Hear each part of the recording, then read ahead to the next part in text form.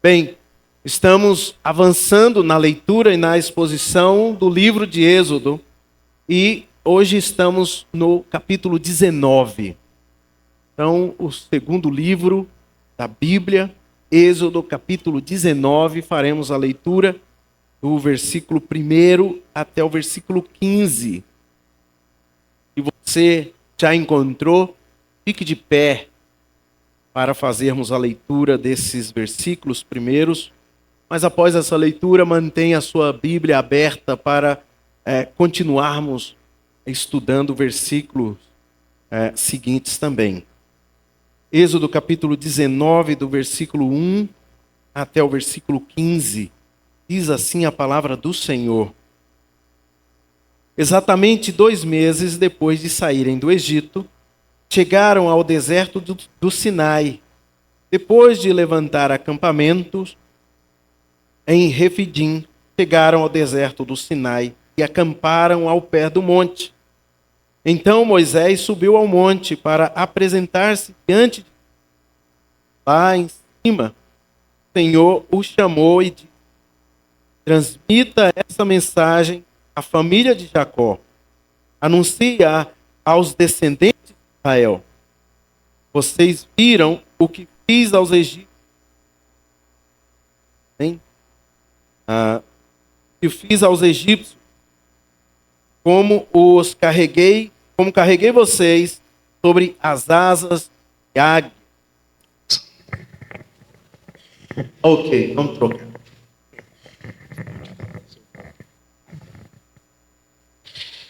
Ok, vamos dar seguimento à leitura enquanto o Caio... enquanto ele troca a pilha aqui. Então, estávamos no versículo 4. Vocês viram o que fiz aos egípcios. Sabem como carreguei vocês sobre as asas de águias e os trouxe para mim. Agora, se me obedecerem e cumprirem minha aliança, serão meu tesouro especial dentre todos os povos da terra, pois toda a terra me pertence. Serão meu reino de sacerdotes, nação santa. Essa é a mensagem que você deve transmitir ao povo de Israel. Moisés voltou do monte e convocou os líderes do povo e lhes comunicou tudo o que o Senhor havia ordenado. Todo o povo respondeu em uma só voz: faremos tudo o que o Senhor ordenou. E Moisés comunicou ao Senhor a resposta do povo. O Senhor disse a Moisés: virei até você em uma nuvem densa, para que o povo me ouça quando eu lhe falar, e assim confie sempre em você. Moisés relatou ao Senhor o que o povo tinha declarado. Então o Senhor disse a Moisés: desça e consagre o povo hoje e amanhã. Providencie que eles lavem suas roupas e estejam prontos no 3º dia, pois nesse dia o Senhor descerá sobre o monte Sinai, à vista de todos. Marque um limite ao redor de todo o monte e avise o povo: tenham cuidado, não suba ao monte, nem mesmo toque o limite. Quem tocar o monte certamente será morto. Ninguém põe a mão na pessoa ou no animal que ultrapassar o limite.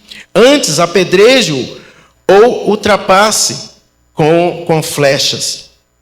Quem cruzar o limite não poderá continuar a viver. Mas quando soar o toque longo da trombeta, o povo poderá subir ao monte. Moisés desceu do monte e foi até onde o povo estava. Ele os consagrou, providenciou que lavassem suas roupas e lhes disse: preparem-se para o 3º dia e até lá não tenham relações sexuais. Amém. Vamos orar mais uma vez. Pai bendito, nós te louvamos e agradecemos mais uma vez a leitura da tua palavra. Nos apresenta um Deus santo, Deus poderoso, Deus que põe limite, não por não desejar um relacionamento conosco, mas por ser santo. E nós somos pecadores. estamos diante desse mesmo Deus e clamamos que o Teu Santo Espírito permita que a Tua palavra fale conosco e molde o nosso coração de acordo com a Tua soberana vontade. É no nome de Jesus que nós oramos. Amém e amém. Pode sentar-se, queridos. A majestade de Deus e a limitação humana. Esse é o título do sermão, que pode ser dito de diversas maneiras também, pode ser visto de diversas formas, como o texto que lemos e todo o capítulo que segue adiante. Nós vimos toda a narrativa bíblica, desde o início da narrativa bíblica, algumas verdades absolutas. E uma dessas verdades absoluta e inegociável é que Deus é absolutamente santo. Ele é santo, poderoso, Ele é o Criador de todas as coisas, Ele é o governante do universo, Ele é o Todo-Poderoso, santo.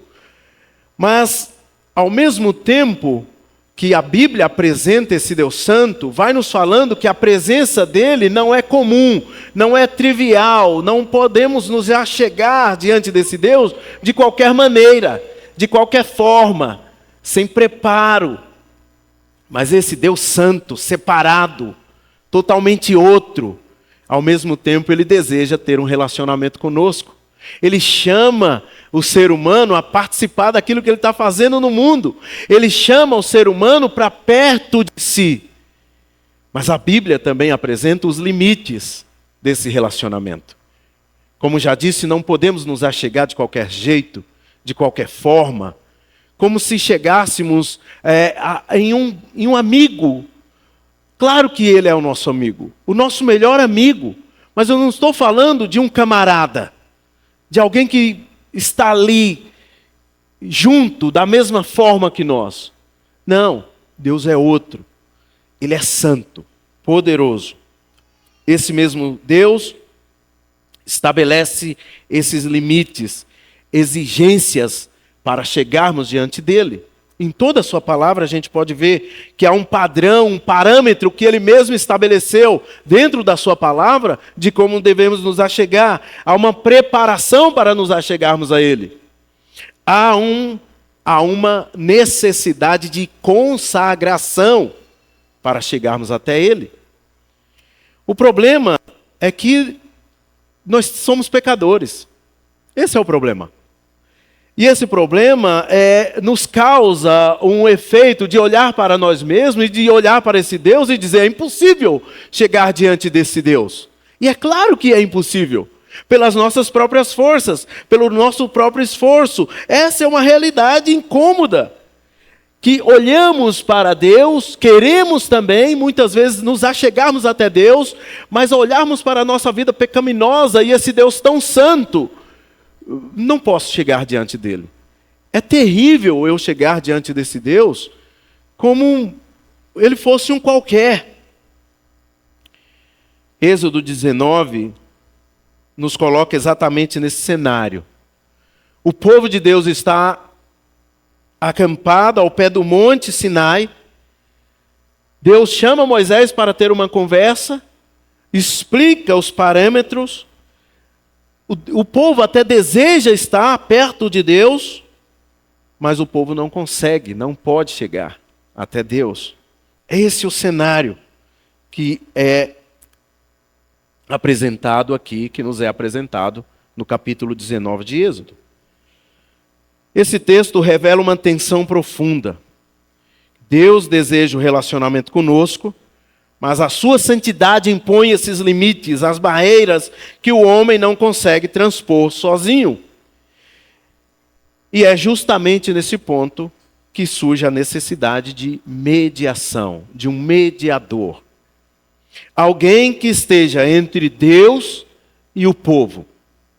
Alguém que torne possível o encontro do pecador com o santo, com o poderoso, com o Criador. Como podemos resumir, ou qual é a verdade central que extraímos do texto de Êxodo 19? O que apresenta esse texto?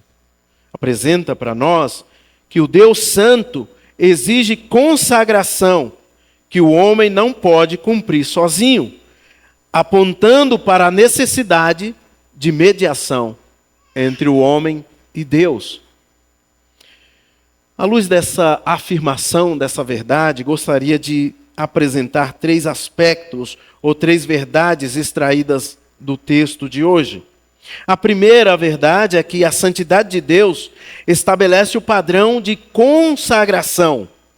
O texto começa dizendo que, ao completar os 3 meses após a saída do Egito, os israelitas acamparam no deserto do Sinai, perto do Monte Sinai, ali bem próximo do Monte Sinai, que poderiam ver o Monte Sinai, ao redor do Monte Sinai. Então, Deus chama Moisés, nesse período, para dar algumas instruções. E algumas instruções que estão registradas não somente no livro de Êxodo, mas em Levítico, em Números, em Deuteronômio, por exemplo. Em Números, do capítulo 1, versículo 1, até o capítulo 10, versículo 10, encontramos algumas orientações. Essa seção apresenta orientações de Deus para o comportamento do povo, a partir desse momento. Foram retirados do Egito. Deus quer formar um povo, mais uma vez, quer tirar essa nação que estava sendo escrava no Egito, agora quer formar um povo para si, para representá-lo diante de outras nações. E ele precisa ensinar, por alguns limites, algumas instruções, alguns parâmetros de comportamento moral, espiritual, dentro desse povo. Eles estavam contaminados com a cultura egípcia. Eles ainda estavam contaminados com as religiões egípcias, com os deuses egípcios. Então eles precisavam aprender quem é esse Deus que se apresenta diante de Moisés. E em Números capítulo 1, do versículo 1 até capítulo 10, versículo 10, se lermos essa seção, nós veremos Deus nomeando líderes nas tribos, separando líderes para governar ou ajudar, auxiliar Moisés na caminhada nas tribos. Nós vemos também a organização do acampamento por posição em que cada tribo deveria ficar. Deus é um Deus de ordem, então deseja a ordem no seu povo. Cada uma tribo deveria ficar em uma determinada posição. Nós vemos também a nomeação dos levitas para o serviço, separando a tribo de Levi para ser o serviço, para ser aqueles que levariam a congregação, o povo de Deus, a cantar, como hoje temos as equipes de louvores nas nossas igrejas. Nós vemos também as responsabilidades de cada clã sendo distribuídas, inclusive os estrangeiros. Os coatitas ganham também a oportunidade de servir no capítulo 4 de Números, e a pureza do acampamento sendo estabelecida. Os cuidados com os hábitos, tanto coletivo quanto individuais, no capítulo 5 de Números.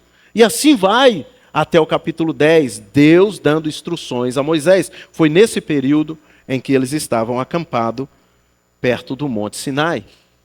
Deus faz isso através de conversas com Moisés, chamando principalmente Moisés, ou somente Moisés, para intermediar, para mediar as conversas entre ele, a mensagem que ele deseja transmitir para o povo e trazer a resposta do povo para Deus. Ele é, nesse momento, o mediador. Qual é a mensagem que Deus deseja transmitir para o seu povo? Nesse momento, é a mensagem que Ele deseja transmitir hoje a cada um de nós. Quem Ele é. Apresentando quem Ele é. Apresentando o que Ele fez. Diz aí o texto que Ele chama Moisés para uma conversa e fala: Moisés, você vai falar com o povo. Você vai dizer ao povo que fui eu que os tirei da terra do Egito. Eles sabiam disso, mas é necessário ficar relembrando essas coisas, para que não se torne orgulhoso, para que o povo não se torne orgulhoso. A igreja também precisa ser relembrada vez após vez que nós somos salvos pela graça, para não nos tornarmos orgulhosos. Mais uma vez, a mensagem é simples: apresentar Deus e o que Ele fez. mas ao mesmo tempo é complicado de se entender, porque via de regra, todo o povo de Deus, tanto no passado quanto hoje, nós queremos apresentar-se diante de Deus, dizendo que nós estamos fazendo, que nós conquistamos, que nós somos bons. Os outros lá fora são piores que nós, porque nós merecemos. Eu faço por merecer a salvação. É mentira isso. Ninguém faz isso. Nós somos salvos pela graça. Esse povo de Israel foi chamado a ser representante de Deus pela graça. Não porque eles mereciam. Eles eram um povo que não era povo, que não tinha exército, não tinha terra, não tinha roupas maltrapilhas, andando num deserto perdido. Que povo é esse que merece? Nós éramos da mesma forma, nós éramos perdidos, sem roupa, sem vestes, roupa suja. Nós estávamos sujos assim como esse povo. A mensagem de Deus transmitida através de Moisés também lembra ou relembra a esse povo de Israel sobre uma aliança que Deus fez.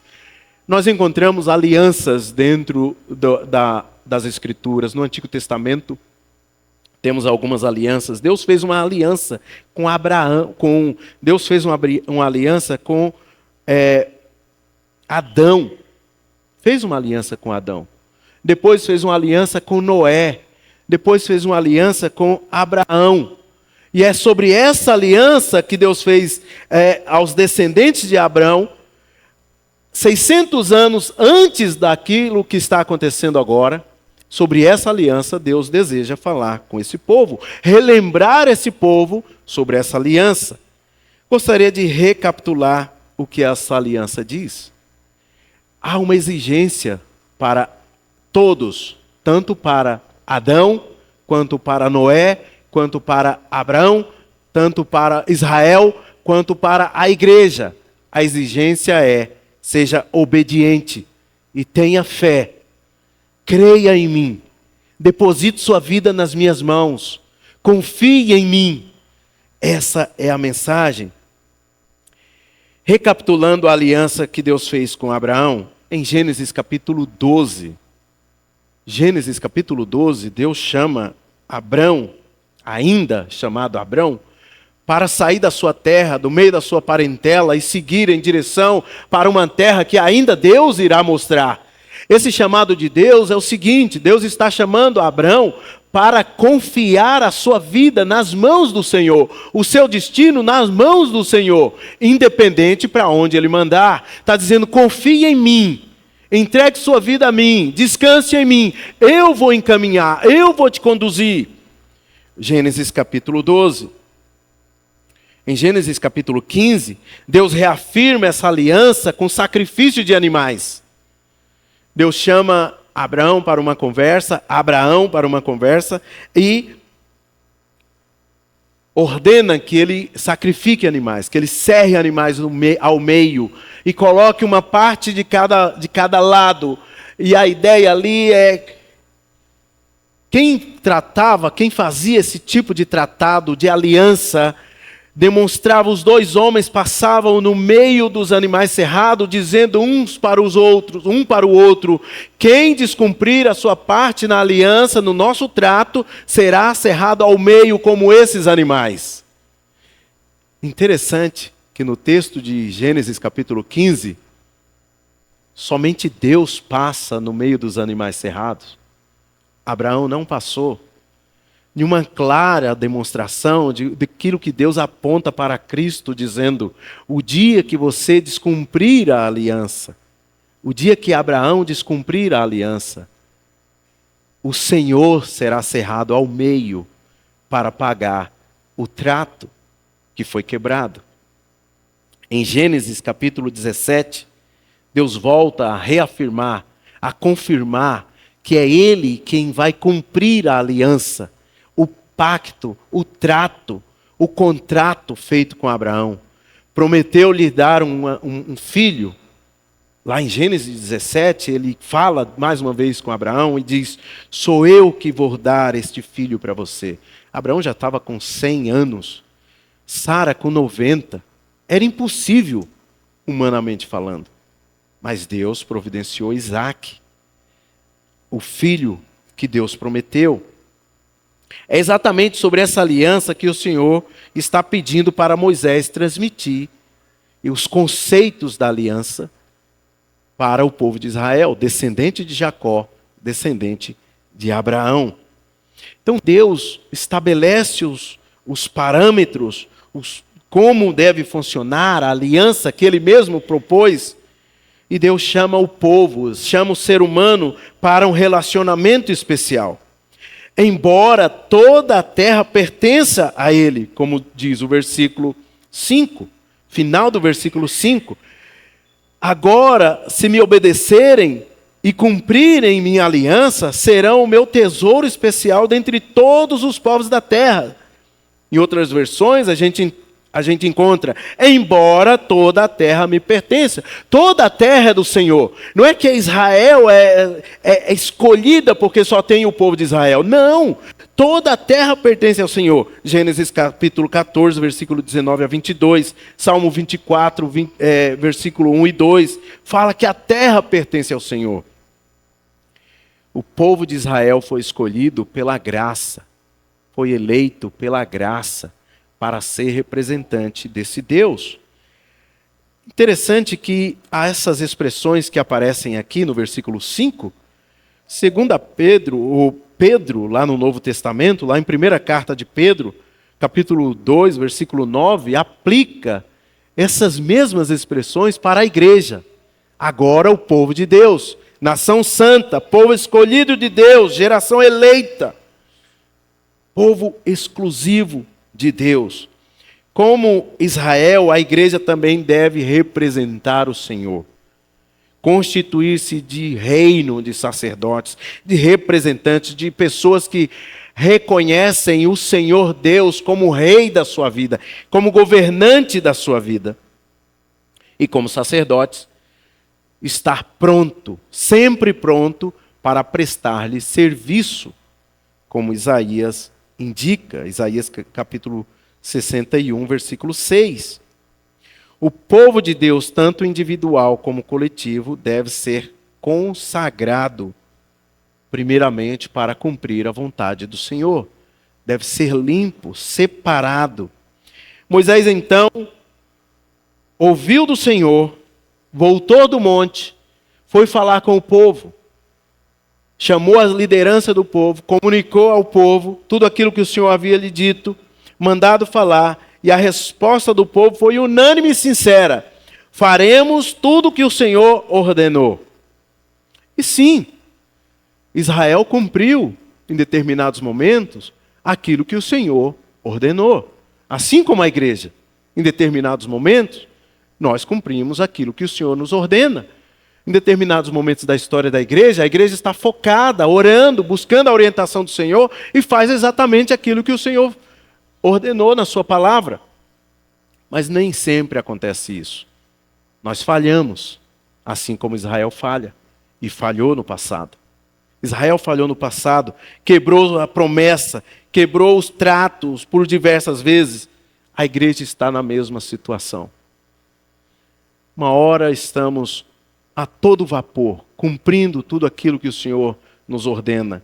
Outra hora nós estamos um pouco distante, clamando pelo mediador, clamando por aquele que pode intermediar nossa conversa. Senhor, nos ajuda, volta-nos a ter relacionamento, faça com que nós tenhamos intimidade mais uma vez. Deus então avisa Moisés como aparecerá, e ele aparecerá em uma densa nuvem, numa coluna de nuvem, uma coluna de fogo. Isso é apenas um símbolo visível da presença de Deus, tomando lugar, se apoderando do local e estabelecendo os limites, dizendo: nem todo mundo pode se achegar até mim. Nem todo mundo e nem de toda forma, de toda maneira pode se chegar na minha presença. Eu fico impressionado com alguns discursos ou algum tipo de pregação que fala: venha do jeito que você está e permaneça do jeito que você está. Não é assim na palavra de Deus. Você pode vir do jeito que você está, mas há de ter mudança, transformação de vida. Não podemos ficar da mesma maneira. há essa busca por santidade, essa busca de haver no nosso coração esse desejo por agradar a Deus, o Deus santo. E como que nós agradamos Deus santo? Nos tornamos santo, como Ele. Esse poder que Ele manifesta entre raios, trovões, em nuvens, são os sinais da sua santidade e majestade. E apesar das diferenças contextuais, nós podemos olhar o texto de 1 Reis, capítulo 8, versículo 10 e 11, e perceber que há algum progresso importante.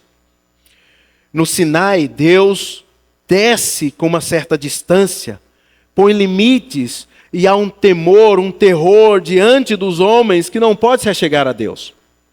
Lá em 1 Reis, capítulo 8, versículo 10, no templo, Deus habita no templo, mas há essa mesma presença gloriosa, tomando conta do local. Mas quais são as semelhanças desses dois textos? Nos dois casos, a presença de Deus, a majestade de Deus, enche o local. Tanto o Monte Sinai, no passado, e há uma progressão, Deus agora está vindo, e no templo é cheio da presença de Deus. Lá no capítulo 8 de 1 Reis, só relembrando, Davi havia morrido, Salomão assume o reinado. O desejo de Davi era ter construído um templo para o Senhor, e Deus fala para Davi: quem vai construir um templo é um dos teus filhos, aquele que reinará. E Salomão é premiado pela graça de Deus também, em construir o templo. E no dia da inauguração do templo, Salomão está orando, e a glória do Senhor enche o local de tal maneira que os sacerdotes não conseguem ficar dentro do templo. Eles saem do templo. A semelhança é significativa aqui. Lá no Sinai, nós não poderíamos chegar diante de Deus, da glória de Deus, da presença de Deus. No templo, aqueles que já estavam lá dentro tiveram que sair, pois Ele é único, Ele é poderoso. Não tem como olharmos para esse Deus e permanecermos sem tremer. Há uma necessidade, de preparo externo, mas esse preparo externo aponta apenas para aquilo que Deus realmente deseja. A consagração do nosso coração. Deus deseja um coração contrito e arrependido diante dele. Os preparos externo, é apenas um símbolo daquilo que é muito maior, que o nosso coração, que deve ser entregue a Deus, deve ser limpo, deve ser colocado diante de Deus. Como o salmista mesmo pede: Senhor, escravinha o meu coração, vai no mais profundo do meu sentimento e limpa, põe para fora, porque eu quero glorificar o teu nome, eu quero estar na tua presença. Deus é quem estabelece os parâmetros do relacionamento, da aliança, e a consagração envolve a separação, a pureza, a dedicação.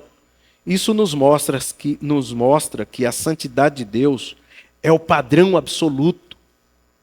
Sem santidade, ninguém verá a Deus. Nós precisamos identificar em qual Deus nós cultuamos. Qual Deus nós nos colocamos de joelho. Na presença de quem ficamos de joelho. É desse Deus que a Bíblia retrata? Então nós não podemos nos achegar de qualquer forma, de qualquer maneira. Nós precisamos chegar sim, tremendo de medo. Porque esse Deus pode nos consumir a qualquer momento. Ele é o Deus consumidor, é o fogo consumidor. Mas ao mesmo tempo, nós temos a liberdade em Cristo Jesus de nos achegarmos diante desse Deus. E nos colocarmos com o coração aberto, sincero, todas as nossas dúvidas, todos os nossos medos, todos os nossos receios.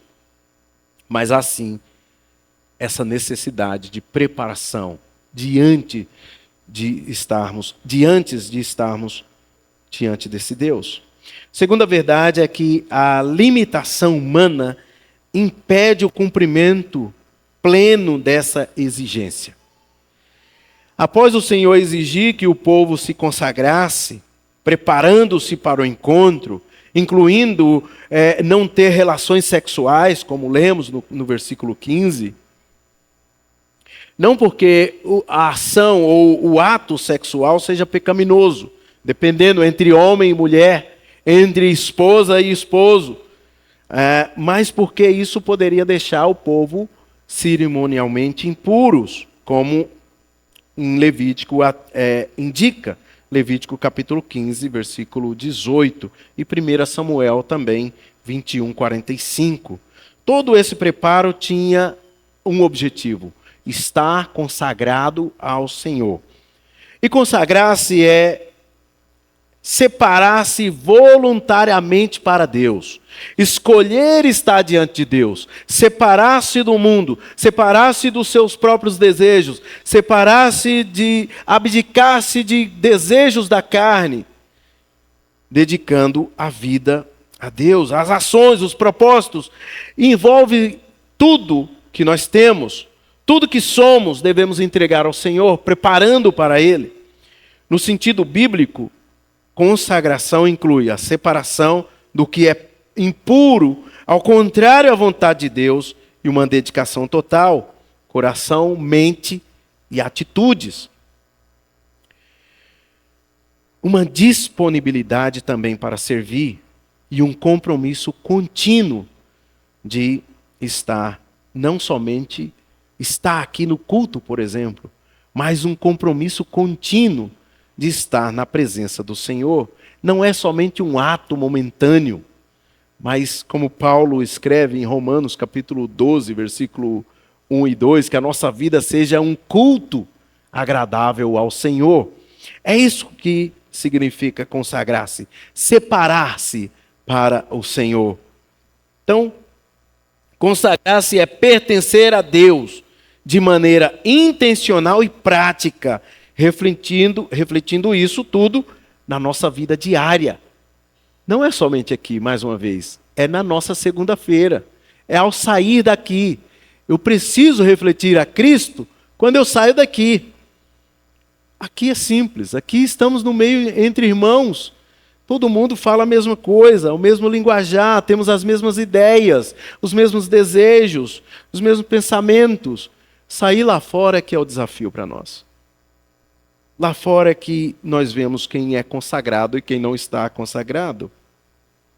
A consagração das vestes, lavar as vestes, abster-se, preparar-se, não tinha o objetivo ou o sentido de fazer Deus vir, Deus descer. Não posso forçar Deus vir com os meus atos religiosos. Não é isso que faz Deus vir até nós. Deus decidiu vir até nós. Deus tomou a iniciativa de descer até o Monte Sinai. Deus decidiu deixar o seu trono de glória e descer na pessoa de Jesus Cristo e habitar entre nós. Deus decidiu, não foram os nossos atos religiosos, não foi o nosso, mesmo a dedicação, mesmo a busca por santidade. Eu não posso forçar Deus a fazer qualquer coisa, qualquer movimento. É Ele que decide. É Ele que estabelece. É claro que para estar diante desse Deus, eu preciso buscar a santidade, mas eu tenho as minhas limitações, e essas limitações impedem que eu compreenda ou que eu cumpra todas as exigências que Deus estabelece em sua palavra. Deus providencia então mediadores. Antes disso, gostaria de dizer a razão porque Deus providencia mediadores e porque Ele exige a consagração do seu povo, a santificação do seu povo. Por que Ele exige? Porque Ele é santo. Ele é o Todo-Poderoso. Ele se revela entre raios e trovões. Ele está dizendo que Ele domina toda a natureza, Ele controla toda a natureza. Esses fenômenos mostram que não é comum a presença de Deus, naquele tempo principalmente. não era comum, não era algo trivial que acontecia toda hora. Deus está dizendo para o povo quem Ele é, com o seu poder, com a sua glória, com a sua majestade, mas Ele está dizendo, é perigoso, é um perigo, há risco de vocês chegarem a mim, até mim, de qualquer forma, de qualquer maneira, sem lavar-se as roupas, sem abster-se de sexos, sem consagrar a sua vida, você corre um sério risco de chegar a Deus dessa maneira. Deus é poderoso, mas Deus, em sua graça, Ele providencia mediadores. Nesse tempo, aqui em Êxodo 19, Moisés é o mediador. Ele providenciou, então, outros mediadores, os sacerdotes. E ao longo da Bíblia, ao longo da leitura bíblica, nós podemos ver o desenvolvimento dessa ideia de Deus sempre providenciando intercessores. Moisés fica subindo e descendo o monte toda hora, levando a resposta do povo, trazendo a mensagem de Deus. Ele está ocupando um papel de porta-voz do Senhor e ao mesmo tempo ele está representando o povo diante de Deus. Ele está fazendo com que o santo tenha contato com o pecador e o pecador tenha contato com o santo. Mas ao ler todas as Escrituras, nós vamos percebendo que ao longo da Bíblia há essa provisão de Deus, essa providência de Deus é em colocar intercessores, ou melhor, mediadores entre Deus e o homem. Você pode pensar que Moisés era o intercessor perfeito, o mediador perfeito? Não. Moisés aqui está apenas apontando para Cristo Jesus, o mediador perfeito entre Deus e o homem. Outro símbolo que aparece no texto, no versículo 19, é a trombeta. Trombeta aparece aí dizendo que quando ouvirem o toque da trombeta, enquanto o barulho da trombeta aumentava, Moisés falava e Deus respondia com a voz de trovão. Então, à medida que o toque da trombeta ia aumentando, era porque Deus ia cada vez mais se fazendo presente. A glória do Senhor estava tomando conta do Monte Sinai. Todos poderiam ver, todos poderiam talvez até ouvir os trovões. Talvez não identificavam aquilo que Deus estava falando, somente Moisés estava identificando aquilo que Deus estava falando, mas via os raios e ouvia os trovões. O povo fica apavorado diante desse Deus. Tanto que lá na frente eles vão pedir para Moisés, nós não podemos subir nesse monte. Suba em nosso lugar. Eu não consigo subir. Eu preciso de alguém fazendo isso. Eu preciso de alguém falando por mim. Então o toque da trombeta na Bíblia é um símbolo rico e aparece em vários contextos, com significados que se complementam. Não é apenas um som literal, mas um sinal carregado de sentido espiritual e comunitário. Ele era utilizado para a convocação do povo, para a assembleia, para a guerra. Deus usa então o toque da trombeta para chamar o povo. Lá em Números capítulo 10, Deus ordena que toque a trombeta para se achegar diante dele. Deus está chamando o povo para se apresentar diante dele. Aqui também a trombeta significa que está abrindo-se um canal de comunicação entre Deus e o homem. Mas a trombeta era usada para alertar e preparar o povo como aviso, especialmente nos contextos de guerra. E espiritualmente comunica vigilância, fique esperto, fique atento, algo importante está para acontecer, prepare-se. E ainda era utilizada para a celebração, cultos, festas religiosas. O toque marca a alegria, a adoração e memórias dos atos de Deus. Lá em Levítico 23, versículo 24. No texto aqui de Êxodo 19, a trombeta serve como um sinal da presença e da revelação de Deus. Deus está se aproximando. Deus está tomando conta daquele monte. A glória do Senhor está invadindo o local. Deus está presente. E conforme ia ficando mais forte o toque da trombeta, a percepção do povo ia ficando melhor. Eles conseguiriam ver melhor a presença de Deus. No Novo Testamento, tem. No Novo Testamento, o toque da trombeta é um sinal escatológico que aponta para o fim dos tempos, os dias finais ou o dia final em que Jesus voltará. Ele ganha sentido ainda mais profundo. 1 Tessalonicenses, capítulo 4, versículo 16. Gostaria de ler esse texto com os irmãos. 1 Tessalonicenses 4, versículo 16. Diz assim a palavra do Senhor: pois o Senhor mesmo descerá do céu com um brado de comando, com a voz do arcanjo e com o toque da trombeta de Deus. Primeiro os mortos em Cristo ressuscitarão, depois com eles, nós os que ainda estivermos vivos, seremos arrebatados nas nuvens ao encontro do nosso Senhor nos ares. Então estaremos com o Senhor para sempre. Portanto, animem uns aos outros com essas palavras. Há uma esperança para nós com o toque da trombeta. Não há motivo de temor, de terror mais para nós. Quando ouvirmos o último toque da trombeta, é porque Jesus está voltando. E agora está levando o seu povo para ter um relacionamento permanente e eterno com o seu povo, a sua igreja. No Novo Testamento muda. Enquanto que no Antigo Testamento anunciava que Deus estava presente, é claro, também, mas que havia um terror, um temor, um medo de se achegar a esse Deus. Agora, no Novo Testamento, aponta para a volta de Cristo, em que nós estaremos frente a frente em um relacionamento eterno com nosso Senhor e Salvador Jesus. Nós ansiamos por esse toque da trombeta? Nós ansiamos, de verdade? Nós queremos esse toque da trombeta? Nós desejamos, nós queremos desejar. Então, que a nossa oração seja: Senhor, nos ajude a querer o toque da trombeta.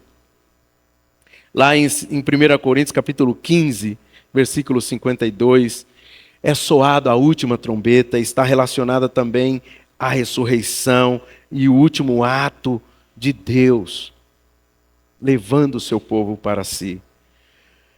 Podemos notar que os atos religiosos não podem produzir isso. Os nossos atos religiosos não podem produzir isso. Estar diante do Cordeiro é a graça, é Ele mesmo que faz. E veja no versículo 21. Versículo 21 de Êxodo 19 vai dizer que: então o Senhor disse a Moisés: desça e alerta ao povo que não ultrapasse o limite para ver o Senhor, do contrário muitos morrerão.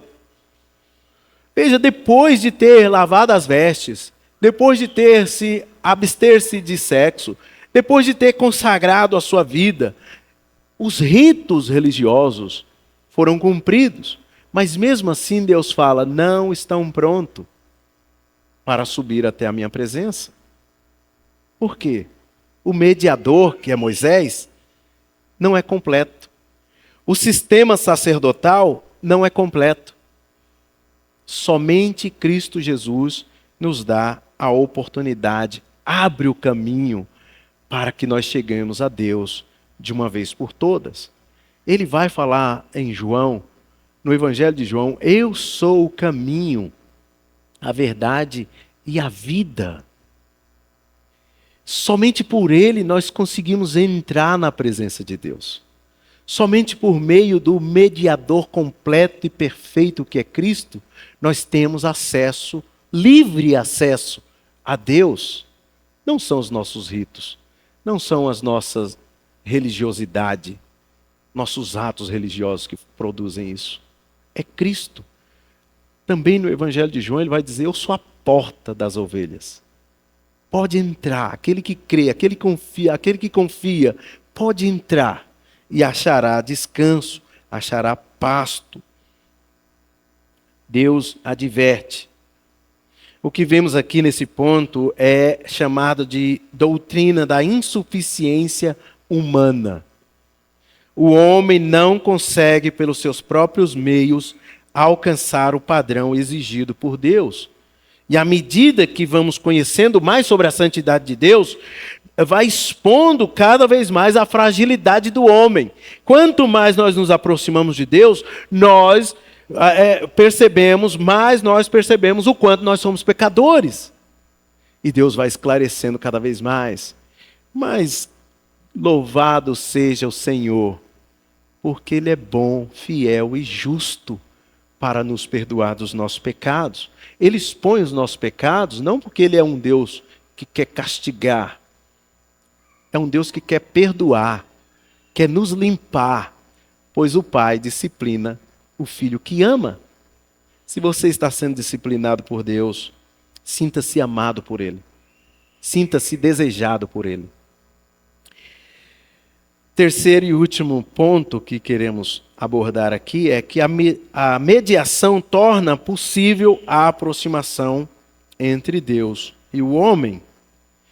Mais uma vez, voltando a essa cena de que Moisés sobe ao monte, fala com Deus, depois transmite ao povo, atuando como esse mediador, mesmo que imperfeito, mesmo que falho, ele é escolhido por Deus, pela graça de Deus, para ter esse papel de mediador entre Deus e o homem, entre Deus e o povo nesse momento, e ele fica nessa ida e vinda, nesse sobe e desce no Monte Sinai.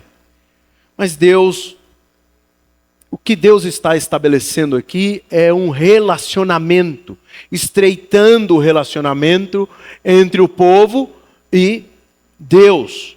Está chamando esse homem a participar daquilo que ele está fazendo no mundo. O desejo de Deus aqui é a aproximação, não é de separação. Mas, como disse, há limites, há exigências, há parâmetros colocados pelo próprio Deus. Deus toma a iniciativa de se revelar ao homem.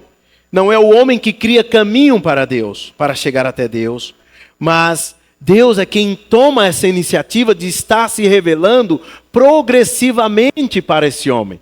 E se lermos de Gênesis até Apocalipse, nós percebemos toda a narrativa bíblica que Deus a todo momento é quem toma a iniciativa de estar com o homem, de estar entre nós, de estar no meio do povo. Deus é quem faz, Deus é quem abre as portas, Deus é quem pela sua graça e misericórdia desce do seu trono para vir estar conosco. Caminhar do nosso lado, andar do nosso lado. Não somos nós que impulsionamos Deus, não somos nós que incentivamos Deus, não somos nós que forçamos Deus a fazer alguma coisa. É Ele que toma a iniciativa. Tudo isso para ter um relacionamento conosco. É isso que Ele deseja. Nós fomos criados para nos relacionarmos com Ele. E Ele deseja reestabelecer o relacionamento que foi quebrado com o pecado. E durante isso, toda essa história, Deus vai levantando Moisés, vai levantando os sacerdotes. E nós poderíamos então pensar que os sacerdotes seria os representantes perfeitos. Aqueles que conheciam a lei, aqueles que conheciam a Deus, aqueles que tinham intimidade com Deus. Mas veja só o que a Bíblia diz no versículo 22. O versículo 22 vai nos dizer assim, até mesmo os sacerdotes que se aproximam do Senhor deverão purificar-se para que o Senhor não os destruam. Diante de Deus, o homem é igual, todo mundo. Não tem super espiritual. Não tem homem diferente. Existe somente um Deus, esse Criador dos céus e da terra, governante de toda a terra. E o resto é criação. Não existe outro que pode ser comparado ao Senhor. Até mesmo os sacerdotes que se aproximam de mim devem purificar-se, buscar a santidade. Ou seja, nem os sacerdotes podiam se aproximar de qualquer maneira. Eles também precisavam de purificação, estavam sujeitos ao juízo de Deus. Interessante que no Antigo Testamento, mais adiante, vai estabelecer-se os sacerdotes mais oficialmente, vamos assim dizer. E dentre os sacerdotes, terá o sumo sacerdote. Mas mesmo o sumo sacerdote não poderia estar diante de Deus todos os dias, todas as horas e como ele gostaria de estar. É uma vez por ano o sumo sacerdote deveria estar diante de Deus. Oferecendo antes disso, ele oferecia sacrifícios, tanto pelos pecados do povo, quanto pelos pecados dele mesmo, os pecados dele mesmo.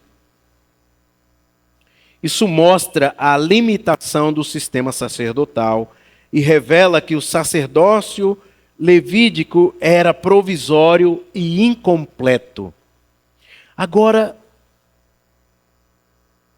quais as funções que Jesus exerceu? Jesus era e é sacerdote, rei, e ele é um profeta. Ele cumpre as 3 funções do Antigo Testamento. Mas ele não cumpre como Davi cumpriu, ele não cumpre como Moisés cumpriu, ele não cumpre como Daniel cumpriu.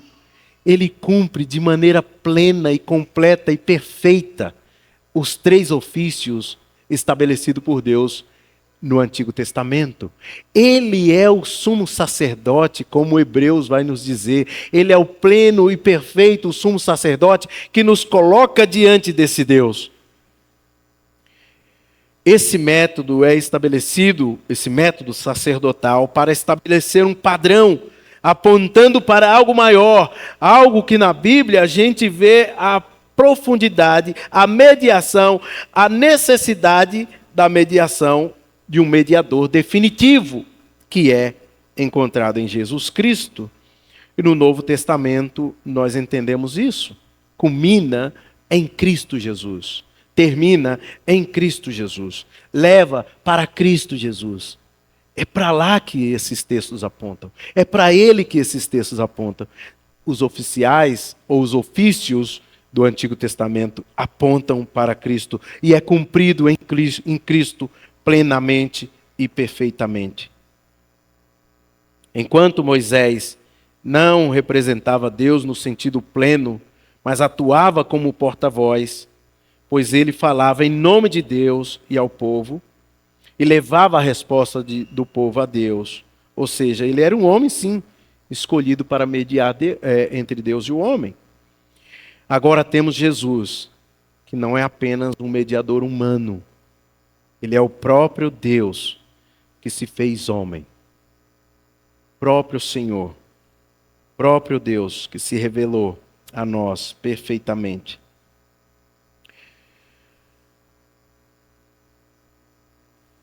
Ele é a própria bondade de Deus, ele é a própria revelação de Deus, como João descreve no seu primeiro capítulo do Evangelho de João, capítulo 1, versículo 14. A palavra de Deus se tornando carne, habitando entre nós, vivendo entre nós.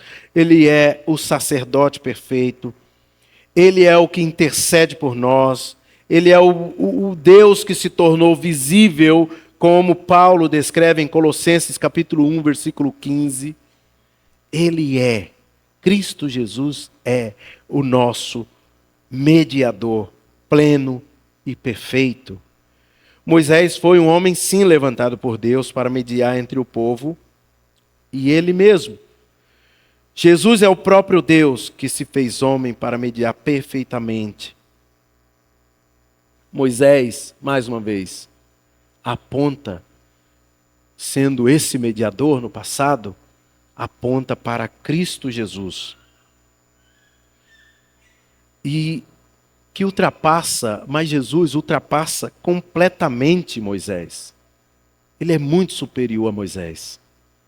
Porque ele não apenas faz a ponte, ele é o único que une perfeitamente o pecador com o Deus Santo e Poderoso. Gostaria de concluir, meus queridos, nessa manhã da seguinte maneira. Gostaria de alertar a todos. E esse alerta serve para mim mesmo. Para todos nós termos cuidado em se achegar diante desse Deus. Não devemos nos achegar diante desse Deus de qualquer forma, de qualquer maneira, tratando como se fosse algo banal, algo trivial. Mas ao mesmo tempo, devemos aproveitar a liberdade que Cristo conquistou na cruz e sim nos achegarmos diante desse Deus. Em nome de Cristo, orando no Espírito Santo de Deus, ou através do Espírito Santo de Deus, com a liberdade que Cristo conquistou, nós estamos diante desse Deus Santo, poderoso, que causa sim temor, que causa sim tremor. A palavra de Deus nos fala lá em Provérbios que o temor ao Senhor é o princípio da sabedoria. Se você perdeu o temor ao Senhor, acabou. Acabou, não tem mais nada. Eu não posso tratar Deus como meu chapa, meu amiguinho, meu chegado. Não é isso. Ele é o Todo-Poderoso. Você está diante desse Deus Todo-Poderoso. Então tenha cuidado durante a semana. Lembre-se disso. Se achegue diante de Deus, sim, com a liberdade que Cristo conquistou, mas sabendo que você está diante desse Deus Todo-Poderoso. Tenha reverência. Como isso está faltando no meio do povo de Deus. Como é terrível. Como a gente deixou de ter reverência nos cultos, nas reuniões. Há tanta conversa paralela, há tanto entra e sai, como se fosse um encontro de amigos. E somos amigos em Cristo Jesus, somos mais que amigos, nós somos irmãos. Mas nós não estamos aqui por nós mesmos. Estamos por Deus Todo-Poderoso. Nós estamos cultuando ao Senhor. Então tenha reverência nas reuniões, nos cultos. Não fique circulando, aproveite a oportunidade, ouça aquilo que Deus quer falar com você. Aproveite a oportunidade que Deus concede a cada um de nós de estarmos na presença dEle, juntos, como povo dEle. Terceira coisa, busque a santidade. E aqui eu quero pedir que você não confunda, por favor, a vida devocional com ritos ou com uma vida religiosa, simplesmente. A vida devocional é devoção, é buscar o Senhor, de fato. Não para impressioná-lo. Nós não conseguimos, mais uma vez, não iremos conseguir nunca impressionar Deus. Mas porque Jesus conquistou essa liberdade, eu tenho a liberdade de me achegar a Ele, lendo a Bíblia e orando. Então aproveite, tenha uma vida devocional. Temos a liberdade para ler as Escrituras, temos a liberdade para orar o tempo que nós quisermos, publicamente. Temos a liberdade de orarmos no nosso quarto, como Daniel. Mesmo que você esteja na situação de Daniel, abre a sua janela e ore. Não para impressioná-los lá de fora, mas para ter a comunhão com Deus. Não confunda, mas não confunda a busca pela santidade com você está fazendo. Busque sim que Deus revele em você, e assim como tem me revelado, os pecados ocultos. E fala, Senhor, eu não consigo vencer esse pecado. Me ajuda. Leia o livro de Levítico e você vai ver que, vez após vez, lá naquele livro, Deus vai falar, sou eu que o santifico. Moisés, fala para o povo fazer isso, isso, isso, mas sou eu que o santifico. Sou eu que o santifico. E peça, Senhor, me santifica. Faça com que eu abandone os meus pecados. Me deixe constrangido diante do Senhor. Ao cometer o pecado, me deixe com vergonha, com medo, com temor ao Senhor, a ponto de abandonar o pecado. Provoque a santidade em mim. Essa é uma oração que nós devemos ter constantemente. A busca pela santidade, pois sem santidade ninguém verá ao Senhor. Baixe sua cabeça, vamos orar mais uma vez. Pai, no nome de Jesus, nosso Senhor e Salvador Jesus Cristo, Ele abriu a porta, Ele é o nosso mediador, Ele é o nosso Senhor e dono. E Ele conquistou a liberdade de estarmos diante do Senhor. Obrigado, Pai. Faça-nos santo. Faça-nos consagrados, separados para o Senhor. Sacerdotes, representantes do Senhor. Durante a semana, que nós venhamos lembrarmos, ó Deus, da Tua santidade. E nos ajoelharmos diante do Teu poder. Pai, provoque em nós o temor santo. Um temor que não nos afaste do Senhor, mas que nos aproxime cada vez mais do Senhor. Louvado seja o Teu nome neste dia. Louvado seja o Teu nome nesta semana. Ajuda-nos a vencer os nossos pecados. É em nome de Jesus que nós oramos. Amém e amém.